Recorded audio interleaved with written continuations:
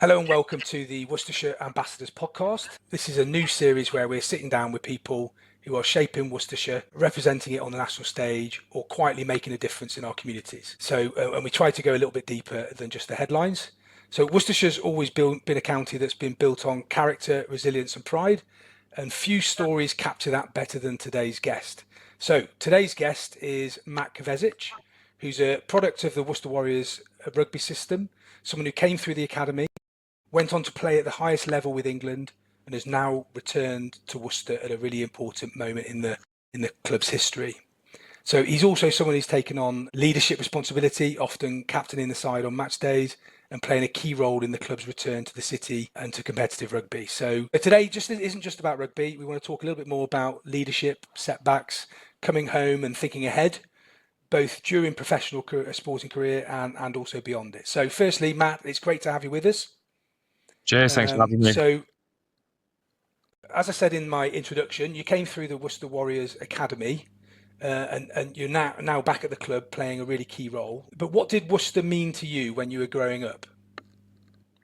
Yeah, it's an interesting question actually, because I'm not actually a local lad. I wasn't brought up in Worcester. My connection is through the rugby club, so that's why it's quite obviously so important to me. But I was lucky enough to be, I suppose, picked up or found playing rugby when I was down at school in Devon. Had a couple of years coming up and sort of training with the under 15s and 16s, etc. And Worcester, the coaches at the time, a chap called Matt Kvesic, who's now the Wales. He was the Wales head coach. He's now the Wales attack coach, I think. He was my academy manager, and they offered me a spot up in Worcester to come up and live. So I left the school in Devon at 16, sort of a lovely boarding school called Blundell's down there, which was great. I loved my time there. So probably a little bit naive to the real world, and then came up in here, and I lived above a pub in Upton at the age of 16 for a few months. Then was lucky enough to be hosted up by a friend of mine, a chap called Andy Short, and his family hosted me for what was supposed to be a few weeks, and ended up being about 18 months, I think. So yeah, that was kind of my introduction to Worcester, really, and I suppose that was where my formative years, early adult years, were spent in and around the area. So I suppose that's my tie, and it's come through the rugby club. And you went to the Worcester sixth form, is that right? Yeah. So when I did my GCSEs down in the school down in Devon, and then as I came up, I moved to Worcester Sixth Form College, where I did my A levels there. Alongside, they had a great connection with the club through the ACE scheme, which was like an advanced in sporting excellence. I think one through a joint thing with those guys. So did that for the 2 years, but was lucky to be sort of heavily involved with the club. Coming through as a young lad, then it was kind of perfect setup for me, really. So yeah, it was. Yeah. So it seems a long time ago to be talking about that now. So when you think back to your academy days, what sort of values did the club instill in you that you think still matter and work today? I think coming through as a young bloke, the big thing I always remember was just like hard work. Genuinely was. It sounds quite simple and basic, but particularly sort of S&C wise and strength and conditioning, making sure that we were ready for men's rugby. And it was always a case of like, you'll train harder than the first team boys. So when you get an opportunity to go into the first team, you're not blown away or you're not a yard or two off the pace. You're actually leading. I think that comes through sort of hard work. The team we had at that academy group of coaches, etc., were pretty fantastic at that and instilling that hard working mentality, sort of just get on with stuff. I think being in the academy now is probably slightly different to what it was like back in the day. Didn't have it as easy, maybe. I think it's fair to say. You get a bit more stick from the older boys after waiting queues for food and that sort of stuff. So I think the Worcester Academy, I mean, it's been a great product. You've seen lots and lots of players, top quality players, have come through. Some amazing players, yeah. Yeah, I think I was very lucky that it just so happened to be Worcester that picked me up, and I was lucky to have a fair bit of time with some great coaches who sort of led me in the right areas, really. And I think, probably take away from that really is just the hard work. If you work hard, anything's possible. Was it a big step up? Going from academy rugby to then playing around the first team. Physically, that's quite a big step up at a young age. So how did you find that sort of transition? Yeah, I think I was kind of again lucky. I did it quite early, so I think that the transition from me going from once leaving college to playing, I'd already played and been involved with the first team for probably a couple of years, dropping in at sessions during college, etc. So I think those first few, I do remember my first ever session was over the fields at Cummins Farm over the canal. Yeah, no, well, I yeah, was yeah. six. I was 16, so I was very bright-eyed, bushy-tailed, and sort of eager to get involved. And the next minute there's just a massive brawl, and I did not know what was going on. I think, is this normal? This happen all the time? So I kind of kept my head down there, A but bit like the old days with Leicester. yeah, well, exactly that. So it was that was a bit of an eye opener, but I was lucky to sort of be drip fed through, plenty of sessions, played some of the A-League games whilst still at college, and made my debut for the club whilst at college. So I was probably very well prepared for that season, my first season out of school in men's rugby, in the sense I'd been around and seen what it looked like a little bit. And having played some age group rugby as well, I think I felt pretty confident, and I was so excited to have a proper crack at men's rugby, and lucky I got a fair bit of opportunity in that first year. Yeah. So most people obviously will know you from the rugby and seeing you on match days. But how would you describe Matt Kvesic as a person, not just the player? Well, you'd have to ask my wife that, to be fair, because I think she'd give a very different answer.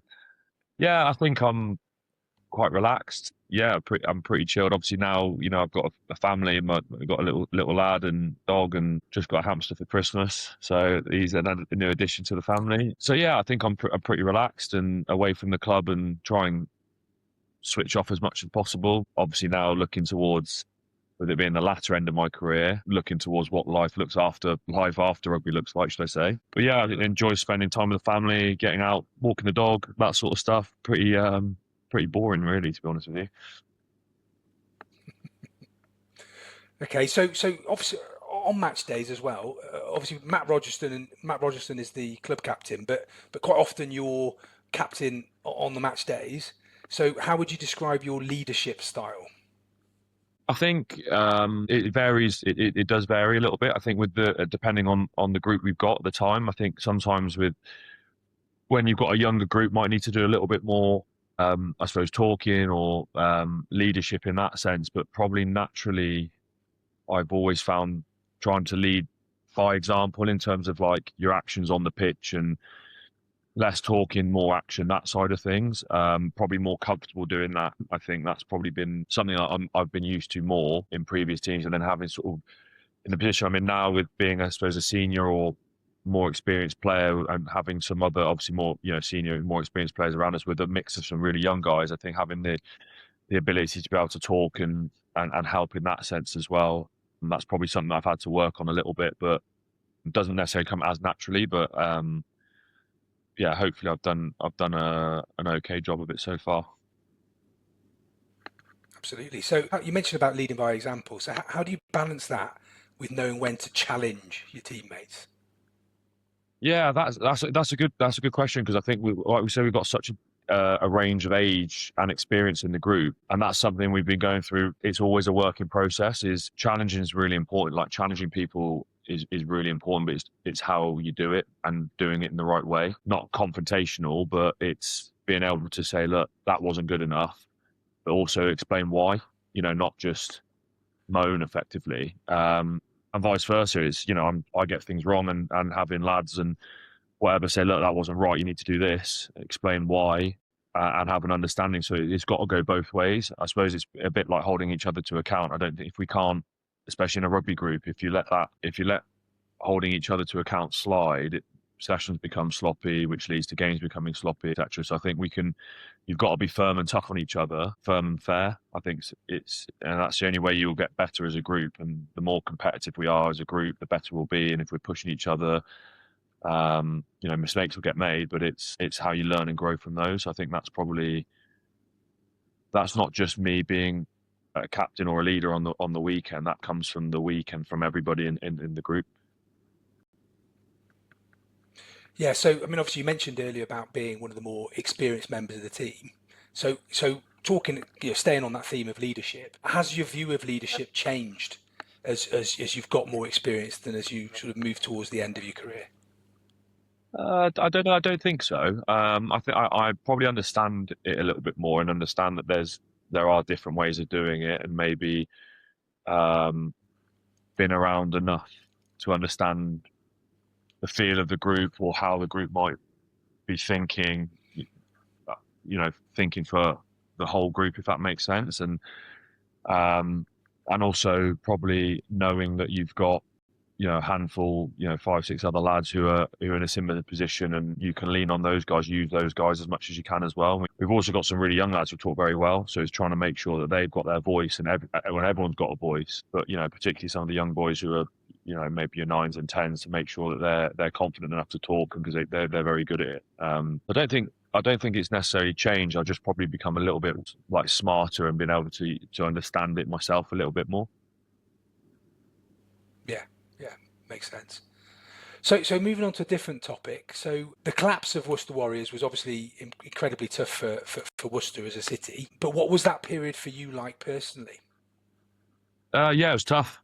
Um, yeah, it was very tough. It was quite a long drawn out process of uncertainty, and I think it was one of those where we had a carrot dangling for a few months, but in reality, it was never really there. So it was kind of like it was a bit false, really, that the hope. But yeah, it was tough. Obviously, we kind of knew it was coming. We were just hoping that something would come in and save us at the end, I suppose. But yeah, I mean, it's tough for everyone. Like you say, the club. You've got families working at the club, not one or two, but you've got actual families that work at the club, and there's situations for different people. And obviously, me personally, it was, it's you just want security at home and making sure that side of things. So it was a tough. Once it happened, there was a lot of grey areas, and obviously, yourself as a financial planner, you plan for certain things. So a lot of, obviously, as much as he didn't have a job and wasn't able to play at Worcester, there's then obviously the financial side of things, which you plan for a certain amount over however many years. And rugby has always been a sport which is, you don't get long term. You might get a 1, 2, maybe a 3-year contract.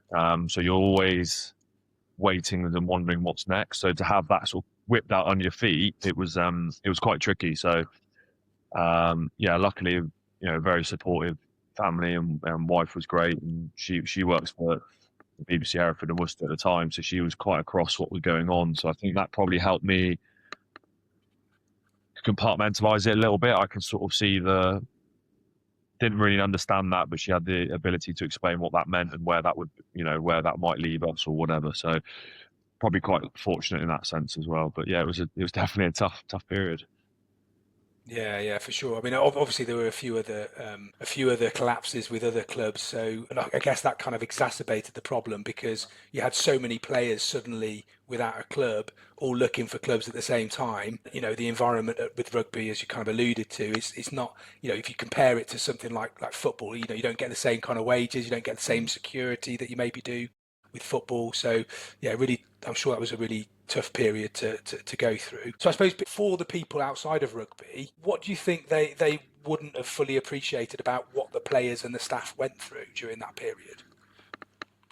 I reckon it was probably a lot of it is to do with the uncertainty, because it was a weird place to be, in the sense of, like, we were still trying to train and prep for games. Like, we had the season coming. We played three games in the season, but it was like we didn't have a pre-season really. We pretty much did our own. We did a bit of training, but because the owners weren't, the club, whatever it was the issue, we had no, like, playing insurance, for example. So boys were, and as a group, we were like, well, we can't train because if we get injured, who's looking after us? There's no playing or medical insurance. So one of our games, our pre-season games, got cancelled, etc.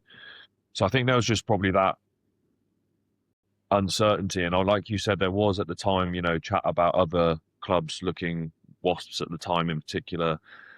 So it was kind of like we're trying to be tight as a unit, but then at the same time, we don't actually know what next week's going to look like. Are we going to be around next week? Are we prepping for a game? Yeah.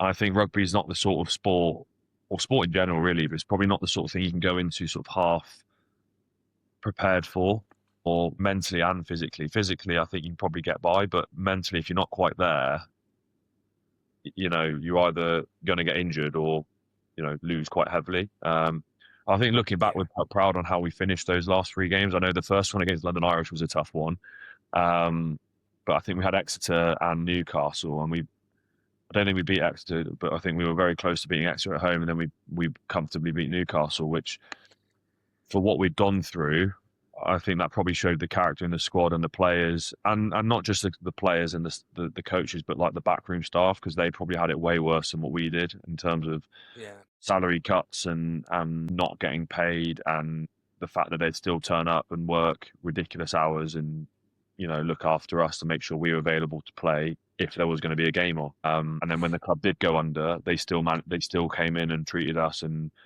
made sure the boys were fit and healthy. And whilst they weren't even at that point, the club wasn't even on. So I think those guys probably, they're maybe guys that don't get the plaudits. The players, everyone thinks about the players, but it was those are guys in the backroom staff that had it the worst or the toughest.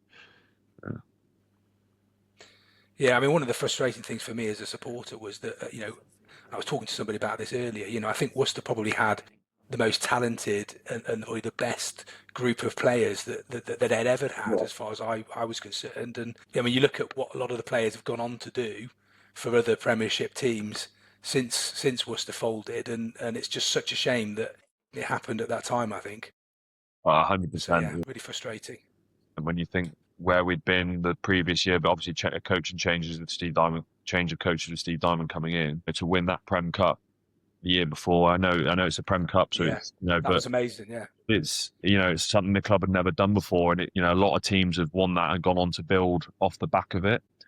And look, we weren't going to win the league that year, but we definitely had ourselves in a position where I felt like we were ready to start climbing the table. Like you say, with the squad we had, it's almost the worst. That's almost the worst part. When you look back, it's like so much frustration there when you think, oh, what could have been? We'll never know, which is a shame, really. So. Yeah.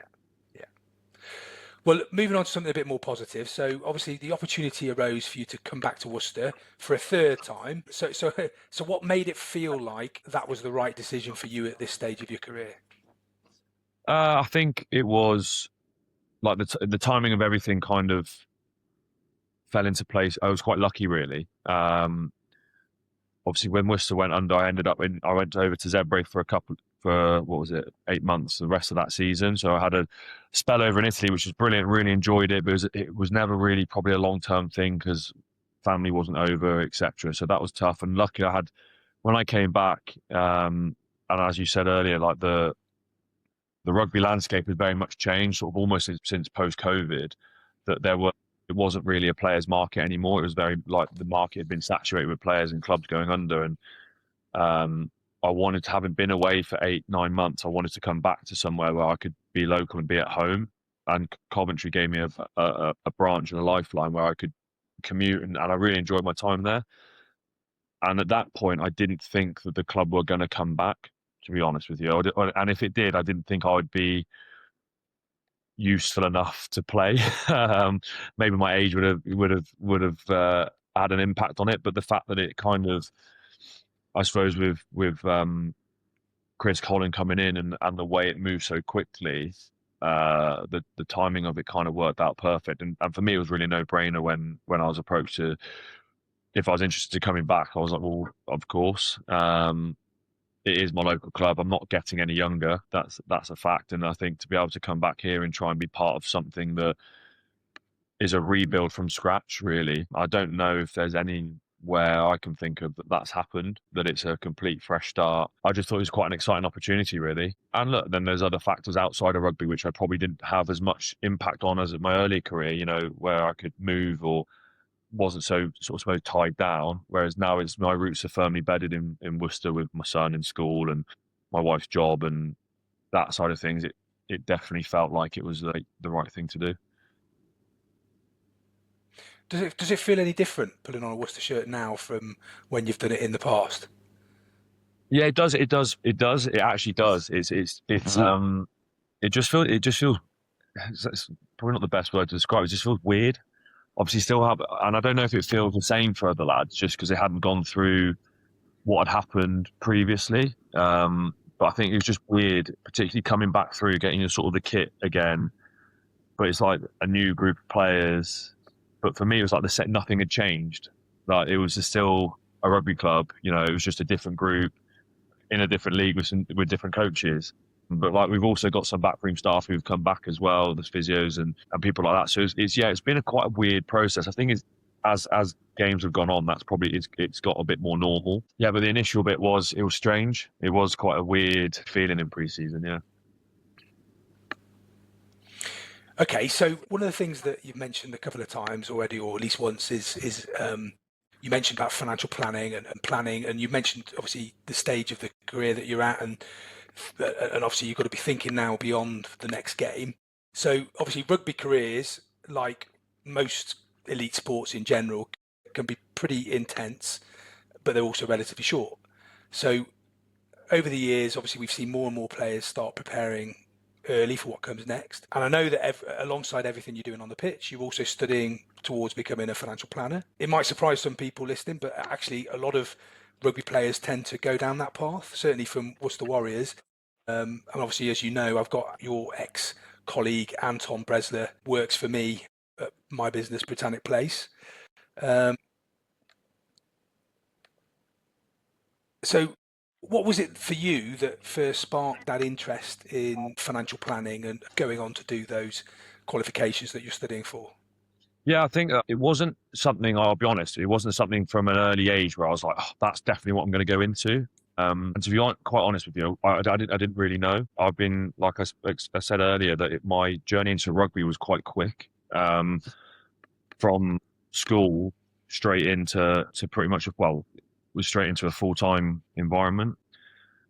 And my focus was been solely on rugby. I kind of I am quite like that in the sense of when I'm fixed on something, that's what I'm fixed on. And obviously I love rugby, and I wanted to give it everything. So I didn't do the uni system or anything like that because I was playing, and there was nothing that for me, there was nothing at uni that I was like, "Oh, I need to go and do that because then I can become this," So hindsight, obviously, I should have probably started doing something earlier in terms of that preparing for life after rugby, because you can start doing that 22, 3, 4, 5, not 27 or 8, whatever I was when I started. So I think there was an opportunity with a lady at the club who came in and we did some, a bit of chatting and said this could be an option. What are your thoughts on it? And at that point, I was, quite into that side of the financial thing. I thought it would be a good opportunity to have a qualification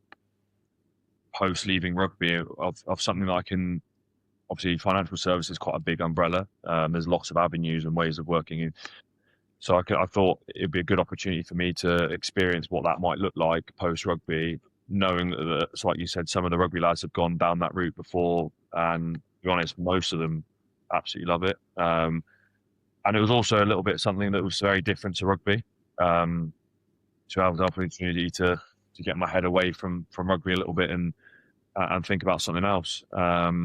So yeah, I do need to give myself a little bit of a kick up the arse because I am needed to get a couple more exams done, but I suppose I'm 2/3 of the way there, so hopefully I'll get those boxed off pretty soon. Yeah, I'm sure you will. So obviously we've talked about the fact that there are quite a few of the rugby players seem to have gone down that route. Why do you think that is? Are there some similarities maybe between elite sport and financial planning, maybe in the sort of preparation, discipline, long-term thinking, or what do you think it is? Is it just literally a coincidence? You all saw an opportunity and you all followed that opportunity? Yeah, no, I do think there's a lot of crossover that you can have from both jobs. I think the way, like you said, we're very disciplined. We stick to structure quite well, or we like structure. That's how we are. We get sent a schedule on a Saturday or a Sunday, and that's what our week looks like. It's planned out. It's so I think that's probably one of the biggest challenges. But once you get that nailed in terms of being able to plan your own week as a financial advisor, then that becomes a really good method for that. You know what you're up, you know what you're doing, and you can plan ahead. I think that's something, and also probably the team environment. Obviously, it probably sounds like quite a being a financial. It sounds like an individual thing, but obviously you work well. As you got a team that you'll work with. So being able to Yeah, be absolutely. in that team environment and be comfortable in that team environment, and like you say earlier, like holding people to account, picking up things that might need to be addressed or whatever, and also receiving feedback. We've probably come into it quite open-minded because we haven't had any, or very few of us would have had much experience in that industry before. So I think we can be a little bit like sponges, and we tend to be quite fixed on what. Once we get our teeth into something, it becomes, with the competitive nature that we have, it tends to become something that we get stuck into quite a lot. So I think the crossovers are there. Obviously, it's completely different. But yeah, I think that's probably where I see the crossover is. I don't know if you've got any other thoughts on that. Obviously, with Anton working with you guys now, have you seen anything, or has he been an absolute nightmare like he was at the club? No, he's a good person to have in the team. Actually, he's good fun. I mean, I think the point. I mean, I just use the term team as well then myself, but I think that point is that it is about the team. Everybody within the business has a particular function that they need to fulfill, and we're all working towards the same thing, which for us as a business is helping our clients to live the best lives that they can. And you do that by having really good conversations with clients, really listening to what it is they want to do, and then obviously providing really good solutions to allow them to focus on living that best life. And you can't do that on your own. We've got a team of people behind me and the other advisor within the business to allow us to do that. So yeah, absolutely. With the one last question on this topic, so in studying for the exams, has it changed how you think about money, planning, or even just the future for yourself? Yes, a little bit. Yeah, it's been interesting. I've genuinely found them interesting. I know some of the RO exams can be quite dull. I think it's probably the word to use. Particularly RO1 is not much fun, is it? No, exactly. Yeah, but there's been a lot of stuff which I genuinely have, and I've learned a lot, and I genuinely, that was another reason why I wanted to look at the industry, because it is something that interests me, and it's every day, it's real world stuff. And so yeah, there's been a lot that I've found myself drawn to, and a lot where I've been like, that I find that a lot harder to learn. So yeah, there's definitely like the crossover for, in terms of like what you can do, personally, and it will definitely help with that side of things. I've always, made sure that from a young age that I had a financial advisor and was sort of looked after off pitch. I understood that rugby wasn't going to be forever, and obviously you want to maximise the time you've got playing, but also similarly with an income, it does tend to sort of come up and then come back down, depending on how you're playing, etc. So I needed to maximise what that would look like off the pitch. So that's something that has always interested me. So yeah, I think I'm currently stuck on RO4 at the moment with the pensions exam, which again I do genuinely find quite interesting. It's just seems to be a lot. There's a big syllabus, so there's a lot to learn for that. What is actually a relatively small exam. So I've just got to get my head around that one at the moment. Yeah, well, I'm sure we can have a chat about that offline. Yeah. I can maybe give you some pointers. But yeah, so moving on to a different subject, coming back to sort of Worcestershire. So obviously you've played elsewhere. You've played at some big clubs. You played Gloucester, Exeter. You mentioned Zebra in Italy. You mentioned Coventry. But you've chosen to come back to Worcester again. And Worcester obviously is a relatively sort of small city. But so what do you think that maybe people underestimate about Worcestershire? Oh, that's a tough question. What do they underestimate about Worcestershire? I'm not sure how to answer that. I think if you look at it from a rugby point of view, um, like it was the club itself was never a top of the table club. We had aspirations to be there, and we wanted to be there, and we worked bloody hard to try and get there. But the reality is it was always a bottom quarter of the table club. But I think when the club went under, I'm sorry, maybe as a player, you sort of just take for granted being at the club and it's a Premiership team. And I think when the club went under, you probably saw what it genuinely did mean to the city, like not having rugby there. Um, you could definitely feel that there was a hole left, and I think that was something that struck a chord with me a little bit. And obviously, because I didn't move. A lot of the lads, obviously, when Worcester went under, they would move clubs, move off, or leave the area. But because I sort of stuck around, I was in Zebre and coming back a little bit. But I would see people knocking about, and they'd always be asking, "Oh, what happened with this?" or "Is it going to come back?" And there was such a hunger for it to come back. I think that was something that, as a player, you didn't necessarily previously to it going under, didn't necessarily appreciate, but you don't realise how huge our fan base was and how much of a hole it left in the city. Like, we've got some brilliant sport. The cricket's obviously great, and we've got the football teams as well. But it definitely felt like Six Ways. Like a Friday night on Six Ways, it doesn't get much better and we've been super lucky now that it's back. And for example, that first game against Bath, I know it was a pre-season friendly, but to have that on a Friday night back up there, it just gives a different feel and look and buzz to the city. And I know that probably didn't answer your question, Yeah, but that's probably the best way for me to relate it to is how I felt with rugby leaving, what it left out of the city, and now it's back, what it's giving back. As that's probably the best way I can answer that. Yeah, so I was there for the Bath game. It was a fantastic atmosphere up there, a really good occasion, and amazing to see rugby back at the city. But obviously, you mentioned a few times about obviously the fact that you've settled in Worcester. You mentioned earlier about the fact that you're not originally from Worcester. You came here to work with the academy. So what is it about Worcester that has made you wanted to settle here and make this your home? Yeah, I do genuinely love it here. I think I came up, and I say as a young lad, and stayed with it. I originally lived over in Upton upon Severn Way, and then in Kinnersley, not too far away from there, whilst I was at college. And I think I love the fact that it's pretty rural. For a start, it does feel quite. I've always been, my dad's in the army, so wherever we moved around, it tended to be in the southwest, and it tended to be, very, lived on the Salisbury Plains and places like that. So I've never really been a city lover, so to speak. But it's also so well situated that it felt like it was close to everywhere. I just enjoyed the city itself. It's nice. It's not too big. There's plenty going on. Like I say, it's got close links to everything, and I enjoyed my time up here in the academy, and I didn't really see myself. I was probably having been brought up through the army, there was nowhere I would say, "Oh, I'm from here." I'm not.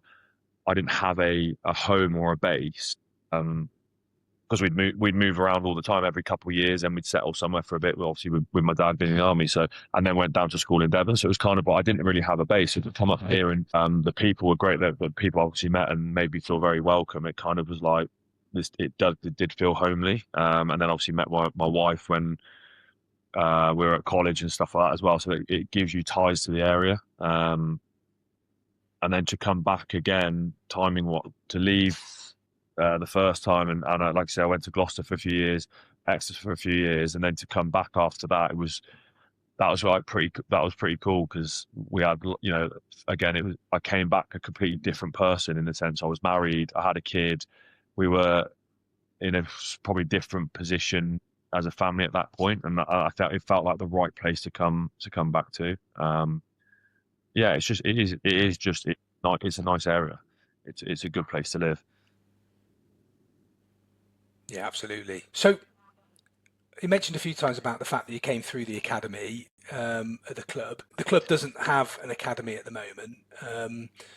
As I understand it, they obviously want to establish the first team, and then they're going to look at trying to build an academy and get that going again later. So what role do you think clubs like Worcester Warriors play in giving young people the structure, the belief, and the aspirations? I mean, having had personal experience of it yourself. Yeah, I think because you've got so many. We're very, first of all, we're very lucky with the area we have. We've got a lot of good quality rugby clubs in the area. With with obviously the schools, RGS, Kings, a few further afield as well, Bromgrove. These schools they breed and develop top class players. I think having Worcester not there, you lose that pathway for players, or I'm saying the pathway, but it's the I want to do that, and there's an opportunity to do it when the club was there. Obviously, it's not up and running at the moment, but to be able to bring an academy back to Worcester at some point gives lads who genuinely want to play rugby or have an aspiration to play it and are good enough to. It gives them an opportunity to aim for something, to be part of something to build through as the club grows and develops. And ultimately, that's what you want local players playing for your teams. I think the best teams have probably shown that's the model you want to go down. It's just when the right time is for that to happen. Obviously, it's been a pretty manic start to the season, and things have happened. So I'm amazed how, like I said, I suppose the commercial team and the team over the other side with Chris and Steve Vaughan, and how they've got the club up and running so quickly is incredible, really. I think everything takes time, but to have that back up and running at some point, having been a product of it in the past, I think it would be great. And at the moment we're losing quality young rugby players to the likes of Gloucester or Coventry, and that might still be the same, but it gives young guys in the area an opportunity to try and push on and pursue rugby. So if a young player was listening to us today, and young players who are living in Worcestershire listening to us today and dreams of playing professionally, what advice would you give to them, both on and off the pitch? Firstly, off the pitch, probably not learn from my mistakes, but it's definitely make sure what you're doing at school or post school with university now. The university system is incredible. They've got a fantastic Bucks League, and we're seeing more and more that's getting used as a pathway for players. Exeter have got an excellent one. Quins picked up lots of players from the Cardiff University. I think Cardiff Met, but might got that wrong. But there's a pathway through that. So before you consider rugby as a genuine avenue for a career, make sure that you've got something to fall back on, because you got to remember there's only a small amount of places, and a lot of people want to become a professional rugby player, and it as you get towards the elite end, I suppose that narrows off quite quickly. Factored in with the way that people are playing now, people are just getting bigger and bigger and bigger and quicker and quicker and quicker, which in turn has a huge correlation on how many injuries you get. And I've touched wood, I've been pretty lucky through my career, but some guys, I've seen some amazingly talented players just genuinely unlucky with injury. I think that's probably the first thing to look at. And then in terms of the on-pitch stuff, I think the most important thing is you need to play rugby. It's so important that you're playing regular rugby, whether that's men's or school or whatever that is, whether it's your club rugby, because that's the only way you're going to learn. And you can do all the drills, and there's loads of ways of getting better on you're setting out all the cones and whatever, but ultimately to become a good rugby player, you need to make good decisions. And to do that, you're only going to learn those in matches. So whether you're at a school, in a school 15, or whether you're at a uni or you're at a local club and you have aspirations like that, is to make sure you're still playing. Because if there's an opportunity that arises and there's a pathway for you to go down, and that might not be with Worcester at the moment, that might be with Gloucester, or it might be whoever that might be in the area, you want to make sure you're in the best position to do that. And I genuinely do think that there's a lot to be said for understanding and knowing how to play rugby, and making sure you've got enough rugby under your belt that when you do get an opportunity, you're not rabbit in the headlights because I haven't played for 8 weeks. I've just been training or holding a bag or whatever. When that opportunity comes, you're ready to take it with both hands. Yeah, I think it'd be brilliant if we could, to see Worcester reopen that academy at some point. Like you say, it just gives a pathway for players locally. That'd be fantastic to see. What are your main ambitions for Worcester Warriors first team then, or for Worcester Warriors team in the championship? I was looking at the rules the other day, and of the champ rugby, and as I understand it, the top 6 have a chance to be promoted. So where do you see yourselves in that, and how far do you see yourselves going? Yeah, I don't actually know what the end of the season looks like, and whether there's promotion, relegation, whatever. We haven't actually, from day one, Matt Everard, who's our head coach, who's been fantastic the whole time, he put the squad together, and he's from the outset, and it's probably boring or whatever, but from the outset, he's like, we are going to be, because of the position we're in and the unique scenario we find ourselves in, bringing a team together. We are going to be like purely like double down on it. We're going to be not outcome. We're going to be performance based, so whether we win or lose a game or where we finish up in the table, whatever, however that looks, we're always bringing it back to how we've played and whether we've done what we've practiced during the week. Because if we're beaten by a better team on the day, then fair enough. Or if we've lost a game because we haven't been good enough, because we've not said what we're going to do, then that's where we need to improve.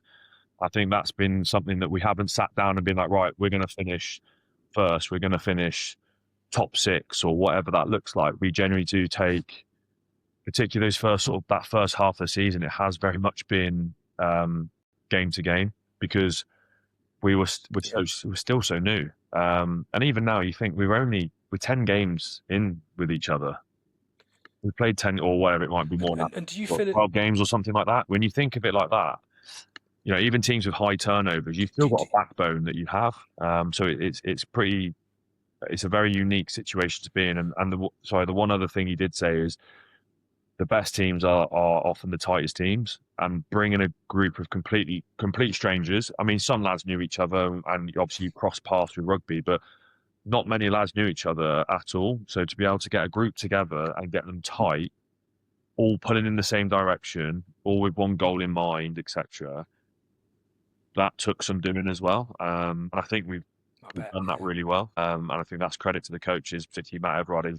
He said that from the beginning, and that's never fallen away. That's never been, he'll say it and it's not happened. We reference that all the time. And I still think we are growing and learning how each other play, interact with each other, all those sort of things. But that's still happening now. Yeah, so it's a boring answer. I can't sit here and say here or here, but I think that's kind of where we've set our stall out, and we'll stick with that. Yeah. Do you think that Worcester have a little bit of a target on their back in terms of other clubs? Because partly, I mean, if you think, I mean, I've not seen too much of this. I don't look at social media too much, but I have seen the occasional negative comment about Worcester coming back at the level that they have done. I mean, you won't get any of those kind of comments from anyone anywhere near Worcester, because we're delighted that Worcester Warriors have come back. But yeah, I mean, do you ever think that obviously Worcester, with the amazing facilities that they've got in the Champ, are they seen as a big scalp for a lot of the other clubs in the league? Yeah, I think it's fair to say, yeah, I think so. I know some teams will say, "Oh no, it's another game," but I do think teams have come to Six Ways and raised their game, definitely. And also, to be fair, the Championship is a competitive league. It's probably not the Championship I remember it from when I made my first year out of school was in the Championship. Worcester got relegated, and we were a full-on Premiership team playing in the Championship with no disrespect to the other teams at the time. They weren't necessarily as competitive, but it was that because we had that fall down and the group stayed together. It felt very different. Whereas with what's happened, like I said here, it's been a new group, and obviously there's been, I suppose you want to say, controversy. I can't even say the word. There's been a bit of controversy. Yeah, there you go. I don't know around Worcester coming back, but I think we haven't really taken much interest in that sort of stuff, and that's social media and whatever if you want to read into it and whatnot, and that's all the politics of whether this has been paid or what. The reality is we're happy and we've been let back in the league. So I think there was always a bit of time where people were like umming and ahhing, and I think for us it's just been we've definitely felt that teams are mad keen to play us, and I think it showed probably the Championship launch. They asked a lot of the other players and teams, and they're all excited to play Worcester. And some teams, we played Hartpury away. They were fired up for it, and they turned us over.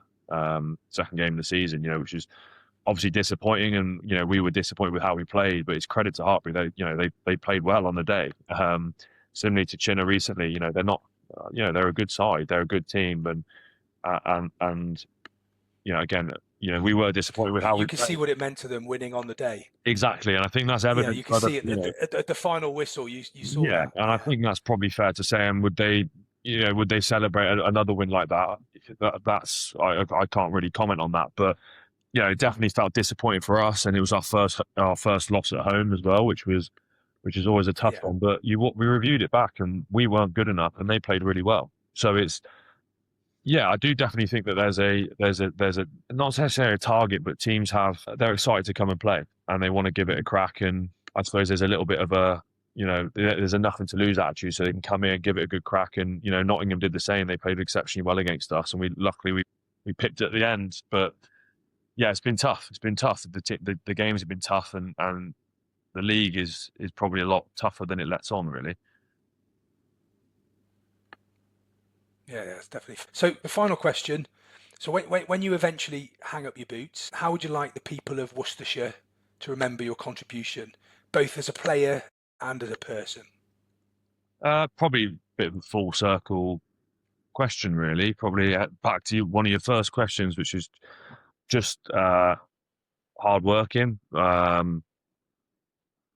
He always, like, I suppose, like, give everything to the shirt, really. Like, try not to shy away from anything, get stuck in. That's probably about it, really. I don't really like thinking about that sort of stuff. It's one of those where it's, I don't feel like I owe I owe rugby a lot, and I owe the fans a lot. I've had an opportunity to play at some amazing, at clubs and stuff, and to be at Six Ways again, where in 10 years' time when I finish, obviously 10 years, another 10 years, hopefully we'll see. But no, when that moment does come, I just want to, it's not really, I don't think it's really something you really think about. It'd be I'm just happy, and I'm enjoying being back at Worcester and playing rugby, that's all I wanted to do from 12 years old. I'm still lucky enough now to be doing it. So it's a weird one. I don't really like talking about that sort of stuff. It's one of those, really. Yeah. That's brilliant. Well, thanks very much, Matt. I think it's probably a good way to finish the conversation. Thanks for being so open today and covering quite a few topics there, talking about quite a few things outside of rugby. But obviously, it's great to have Worcester Warriors back in the city, and it's great to have you back at the club as well. I think having somebody that's come through the academy at Worcester playing for Worcester is just really a really good thing to see. So thanks very much for your time, and obviously thank you to everybody who ends up listening to this podcast. Nice one. Thank you very much. So thanks.